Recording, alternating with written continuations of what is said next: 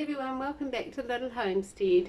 It's very hot here today, but I just wanted to make a quick video of making tomato relish because I think it was Gidget, she was interested in my tomato relish recipe.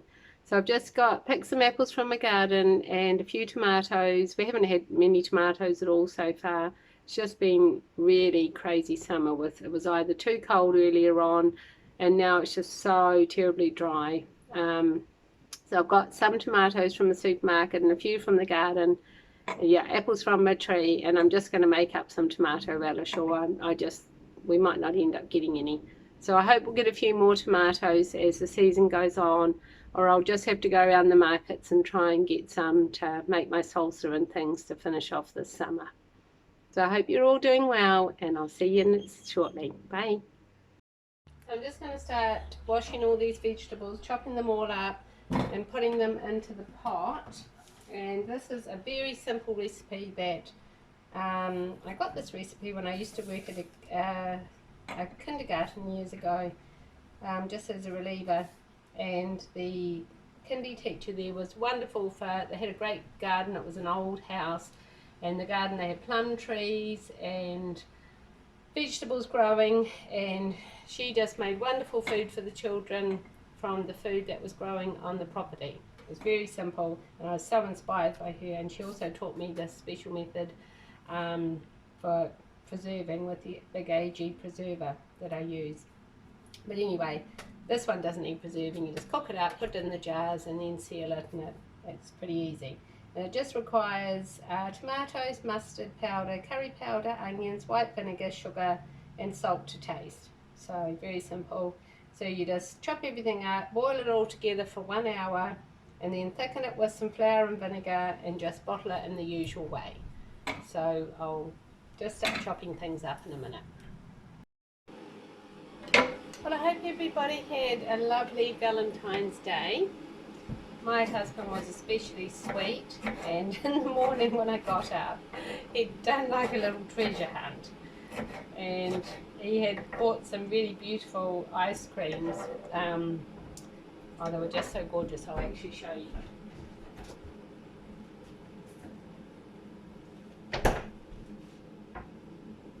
They were called Lux Raspberry Panna Cotta. It had to be one of the most delicious things I've ever eaten. So it was strawberry ice cream, then it was covered in chocolate, and then it was covered in like a raspberry syrup and dipped in white chocolate. Oh my word, it was so good. We had one of those last night.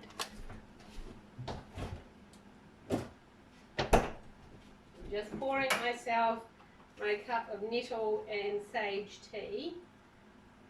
And I just want to tell you all about my lovely darling and what he did for my Valentine's. Yep, so he did this little treasure hunt. First it was to go to the freezer, and he had those lovely ice creams there. And he'd written all this out on a bit of paper, like a little treasure hunt. And then what was the next thing? And this was all written in my card. And then he had some flowers, just a few little flowers that he'd picked from the garden. And he bought me some chocolates, and he had those in a special spot as well. And then he did something else. Oh, and the last one was I had to go to some area of the lounge, and he had the flowers there in a little vase, and he had this poetry book open, and he'd selected a lovely poem for me from this book, which I've still got here in the kitchen. It's called A Treasury of Best Loved Poems, and the poem was She Walks in Beauty by Lord Byron. So that was all just very sweet, and I just wrote him out a lovely card and bought him some chocolate, his favourite white chocolate. And then we just had a nice dinner together that night. Yeah, so I hope everybody else had a lovely Valentine and somebody made you feel special and loved. That's what it's all about, isn't it? So I'm just trying to cope with the heat here at the moment. It's just been very hot and I don't do so well in the hot weather. I know some people just love it and they love to be out there baking themselves, their bodies, and not me. I'm a bit of it. I love the cooler weather. I love autumn, I love spring, and I even love winter. But we don't get snow here in New Zealand, so that's probably got something to do with it. Although I do love snow, but I wouldn't want to have masses of it, and I wouldn't want it to go on forever. Well, we do get snow in New Zealand, just not where I live. Anyway, so I'm getting all these tomatoes chopped up. So some years I've had giant tomatoes, like the size of my hand, those huge beefsteak ones, which has been fantastic, and I've only needed to use about 4 of them, and then I've had enough tomatoes. So I actually made my own, this is probably my own variation, because this one originally didn't even have apples in it, but one year I didn't, probably another year wasn't so successful with growing tomatoes, and so I thought, oh, I might just add some apples, and then I realised I actually really liked it with apples, so that's what I've just been doing ever since. So we'll just get all of this chopped up, and then we'll put the spices in, so I'll see you in a minute. Okay, so I've got all my vegetables all chopped up, vegetables and onions, tomatoes and apples. Okay, so now we're going to add in, it says 500 grams of sugar, but I'm not going to use that much because I think it was just too sweet last time. So I'm going to try, how much is that?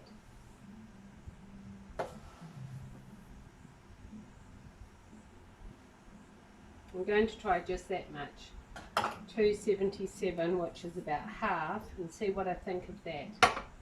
And now we need to add 600 mils of white vinegar.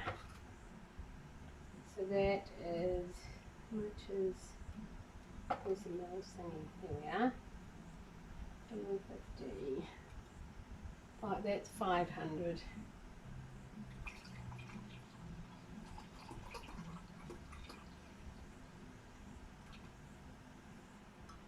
I might just add in that 500 and then the other 100, and once that's cooking I'll give it a wee taste, and if it needs a bit more sugar I can add it then. Okay, so then we want to add 1 tablespoon of curry powder and half a tablespoon of mustard.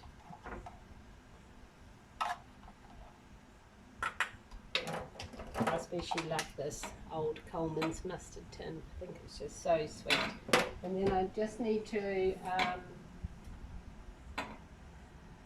what is it? Oh, salt to taste. And then I just need to boil that together for an hour. So I'll just get it boiling and then I'll bring you. Now, if you've watched any of my other videos, you'll know a little bit about how to sterilise your lids and everything. So I'm just using some recycled jars, and these are just the lids that have got the little wee pop seal bit in the middle, so I know that they've sealed because that pops and sinks down. Anyway, so I've got about 5 in here, and I've just got some boiling water, and I just pour it over these to cover, and I've just going to put my jars in the oven at 100 degrees Celsius just until, well, I don't know, until they get hot, and then once the pickle's ready I'll be able to put it in. So here's the tomato relish bubbling away, and where's my spoon? I'll just give that a wee stir. So I actually broke the lid for this pot, so I'm using a bit of foil, improvising. I thought about going out and buying a new set of pots, and then I thought, oh, for goodness sake, I've got enough things now, I'm not going to buy another new pot lid.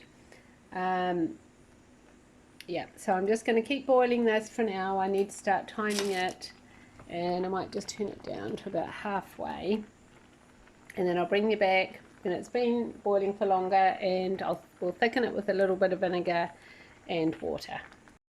Okay, so this has been boiling for an hour, and as you can see it's reduced quite a lot, so I'm just going to add my thickener, which I've got some flour and vinegar here. Just add it in and cook it until it's all thickened, and then we'll bottle it. So I've added in the flour and water, and you can see that it's quite a bit thicker, and I'm just cooking that for 10 minutes just to make sure that flour is properly cooked. So I've got my hot jars out of the oven. I think this is about how much it'll make. So these are 250ml jars, and this is a 500ml. So that's probably about it.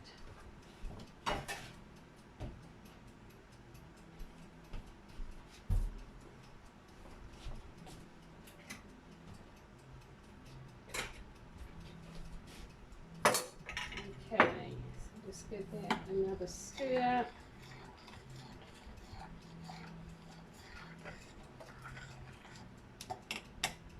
And where's my funnel thing?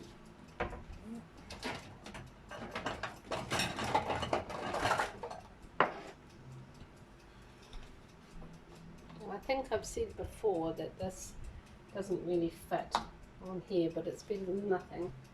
So I'm just going to use a small ladle and just try and ladle it into the jars and not make too much mess.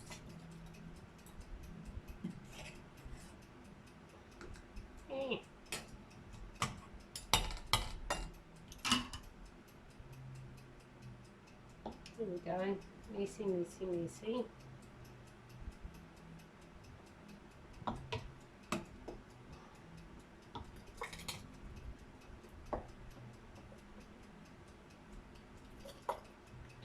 It just makes it easier for me to get it in, even if it makes a mess. Then I can just clean the jars up. I just wish I had one of these that would fit. It would make my life so much easier. Oh, yeah, you're going to get 5, you might even get a little bit more.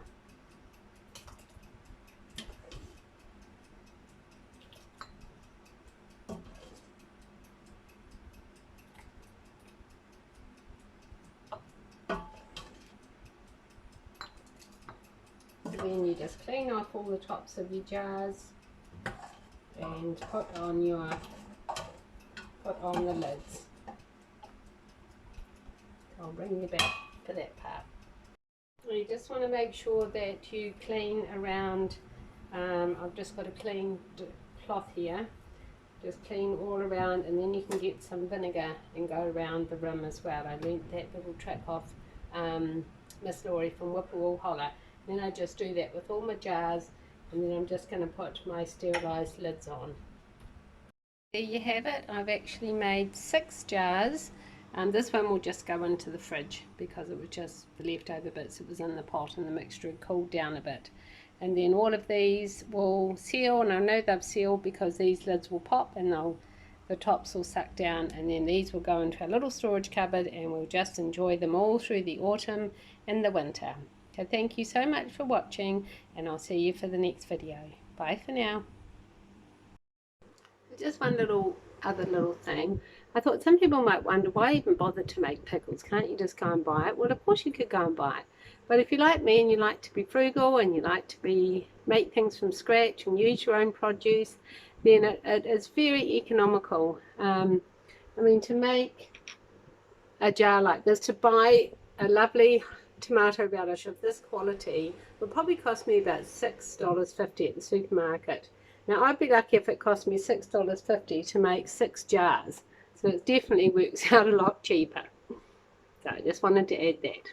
Bye for now.